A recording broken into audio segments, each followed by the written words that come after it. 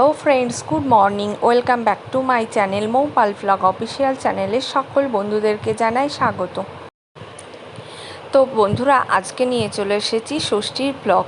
তো প্রথমবার আমি আমার শ্বশুরবাড়িতে ষষ্ঠী দেখব, তার কারণ আমি তো বাবার বাড়ির ওখানে ষষ্ঠী দেখে এসেছি, আর বিয়ের প্রথম বছর তো ওখানটায় ষষ্ঠী করতে হয়, সেই জন্য আমরা ওখানটায় ষষ্ঠী করেছি। তো এইবার ফার্স্ট টাইম আমি আমার শ্বশুরবাড়িতে ষষ্ঠী কেমন হয় তো দেখব। তো সকাল সকাল স্নান করে রেডি হয়ে গেছি, আর এখানটায় দেখো আমরা ষষ্ঠীতলায় চলেও এসেছি। আর এখানটায় খুব সুন্দরভাবে প্রত্যেকে প্রসাদ সাজিয়ে দিয়েছে। আর এখানটায় সবাই দেখো ডালাতে সব বাটিতে করে একটা করে বাটো দেওয়া আছে, এখানটায় বাটো বলে। আর দেখো আমরা এখানটায় সবাই মিলে বসে আছি, আর আমার কাকা পুজো করছে এখানটায়, আর আমরা সবাই এখানটায় বসে বসে দেখছি। আর দেখো এখানটায় ভাগ্না ভাগ্নিরা সবাই আছে। আর কি বলবো বন্ধুরা, এত পরিমাণ গরম পড়েছে, তো প্রচণ্ড গরম, আমরা সব ঘেমে স্নান হয়ে গেছি। আর দেখো আমাদের ষষ্ঠী বসে গেছে প্রায় 8:30 9টা হবে। তো এখানটায় সকাল সকাল ষষ্ঠী হয়, তো সেই জন্য দেখো সকাল সকালে সবাই স্নান করে নতুন কাপড় পরে সবাই রেডি হয়ে গেছে। আর এখানটায় দেখো আমাদের যে বটগাছ আছে, এখানটায় পুজো হয়, এটাকে কালীতলা বলে। এখানটায় ষষ্ঠী সব কিছু পুজোই এখানটায় হয়। তো দেখো একে একে সবাই আসছে, আর এখানটায় কাকা পুজো করছে। তো মোটামুটি পুজো অনেকটা টাইম ধরেই হয়েছে, আর পুজোটা হয়েও এসেছে। এরপরে কাকা পাঁচালি পড়বে, তো সেই জন্য পুজোটা সারার পর যে পাঁচালিটা পড়ে সে পাঁচালিটা পড়বে। আর দেখো বন্ধুরা, পাঁচালি পড়ার সময় সবাই একটা করে বাঁশের পাতা আমরা হাতে নিয়েছি। তো আমার বাবার বাড়ির ওখানটায় হাতে সবাই একটা করে ফুল রাখে, তো এখানটায় দেখলাম যে সবাই একটা করে বাঁশের পাতা রাখছে। এক এক জায়গায় এক এক রকম নিয়ম হয়, সব জায়গায় তো একই রকম হবে তার কোনো মানে নেই। তো এখানকার ষষ্ঠীটাও আমার খুব ভালো লেগেছে। প্রথমবার যদিও দেখলাম, সবাই মিলে খুব আনন্দও হয়েছে, সবাই মজাও করেছি। তো চলো বন্ধুরা, এখন কাকা পাঁচালি পড়বে, আর সেই জন্য সবাই মিলে একটা করে হাতে বাঁশের পাতা নিয়ে নিয়েছি। আর দুজন এখনও আসেনি, সেই জন্য তাদের জন্য অপেক্ষা করা হচ্ছিল। তো ফাইনালি হয়তো চলে এসেছে।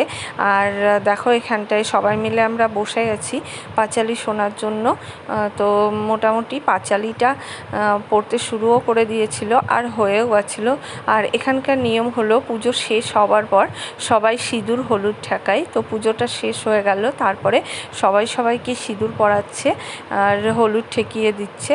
আর আর দেখো এইগুলো সব হচ্ছে আমার যা। তো দেখো সবাই মিলে এখন সিঁদুর খেলছে, সিঁদুরটা ঠেকাচ্ছে। তো দেখো আমিও দিয়ে দিলাম, সবাইকে আমিও সিঁদুরটা পরিয়ে দিলাম। আর সবাই মিলে একসঙ্গে খুব খুব খুব আনন্দ হয়েছে, খুব ভালোও লেগেছে।